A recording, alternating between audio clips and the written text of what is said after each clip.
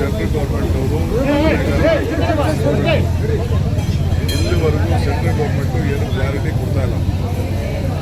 ಪ್ರಿಯಾಂಕಾ ಖರ್ಗೆ ಅವರು ಈಗ ಮಾತಾಡೋದಕ್ಕೆ ನಾವೇನು ಭಾಷಣ ಮಾಡಬೇಕು, ಏನು ವಿಚಾರ ತಿಳಿಸ್ಬೇಕು ಅಂತ ಸೆಂಟ್ರಲ್ ಗೌರ್ಮೆಂಟ್ ಇಲ್ಲಿವರೆಗೂ ಯಾವ ಗೈಡ್ಲೈನ್ಸು ಕೊಟ್ಟಿಲ್ಲ, ಯಾವುದು ಮಾಡಿಲ್ಲ.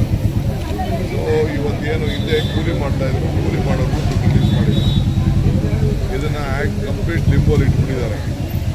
ಸೊ ಈ ರೀತಿ ಒಂದು ದೊಡ್ಡ ದೌರ್ಜನ್ಯ ಈ ಬಡವರ ಮೇಲೆ, ಯಾರು ಕೂಲಿ ಮಾಡ್ತಾಯಿದ್ರು ಅವ್ರ ಮೇಲೆ ಇವತ್ತು ದೌರ್ಜನ್ಯ ನಡೀತಾ ಇದೆ. ಇದ್ರ ವಿರುದ್ಧ ಇವತ್ತು ಹೋರಾಟ ಮಾಡ್ತಾ ಇದ್ದೀವಿ. ಇವತ್ತು ಚಿಕ್ಕಬಳ್ಳಾಪುರದಲ್ಲಿ ಒಂದು ದೊಡ್ಡ ಬೃಹತ್ ಕಾರ್ಯಕ್ರಮ ನಾನು ಹೋಗ್ತಾ ಇದ್ದೀವಿ.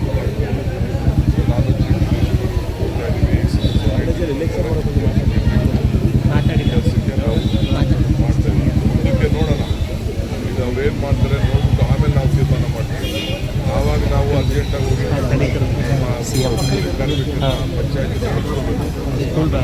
ಸರ್ 16 ವರ್ಷದ ಕೆಳಗಡೆ ಸ್ಕೂಲ್ಗಳಲ್ಲಿ ಮೊಬೈಲ್ ಬ್ಯಾನ್ ಮಾಡಬೇಕು ಅಂತ ಸರ್ಕಾರ ಚರ್ಚೆ ಮಾಡ್ತಾ ಇದೆ ಸರ್. ಟಾಸ್ಕ್ ಫೋರ್ಸ್ ಯಾವಾಗ ಅನೌನ್ಸ್ ಮಾಡ್ತೀರಾ? ಚರ್ಚೆ ನಡೀತಾ ಇದೆ. When are you planning to announce a committee for it, sir, to discuss this? We are there. See, lot of ಬೇರೆ countries ಎಲ್ಲ ಇದಾಗ್ತಾ ಇದೆ. I can't disclose that what type of internal issues ಮಕ್ಕಳು ಆಗ್ತಾ ಇದೆ. ಭಾಳ ಪೇರೆಂಟ್ಸ್ ಇಂದ ಎಲ್ಲ ಒತ್ತಡ ಇದೆ. ನಮ್ಮ ಸ್ಕೂಲ್ಗಳಲ್ಲೂ ಕೂಡ ನಾವು ಇದನ್ನು ಬ್ಯಾನ್ ಮಾಡಿದ್ದೀವಿ. ಪೇರೆಂಟ್ಸ್ ಎಲ್ಲ ಭಾಳ ಒತ್ತಡ ಇದೆ ಈ ವಿಚಾರಕ್ಕೆ. ಮಕ್ಕಳದ್ದು ಬಿಡಿ. ಸೊ ಅದಕ್ಕೆ ಇಂಟರ್ನ್ಯಾಷನಲ್ ಕಮ್ಯುನಿಟಿ ಲೆವೆಲ್ ಕೂಡ ಭಾಳ ದೊಡ್ಡ ಡಿಸ್ಕಷನ್ ಆಗ್ತಾ ಇದೆ. ಸೊ ಇದ್ರ ಬಗ್ಗೆ ಚರ್ಚೆ ಇದೆ.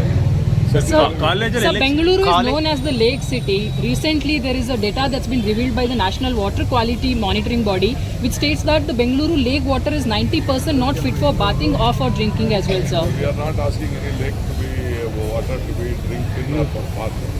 It is only there for the water has to go down for the underground water. We are not using in Bengaluru any lake for drinking water. Even at the Tippundalli water, we are just cleaning it. We have kept a BJP has kept a separate. Apart from that, no lakes have been used in Bangalore for drinking or bathing.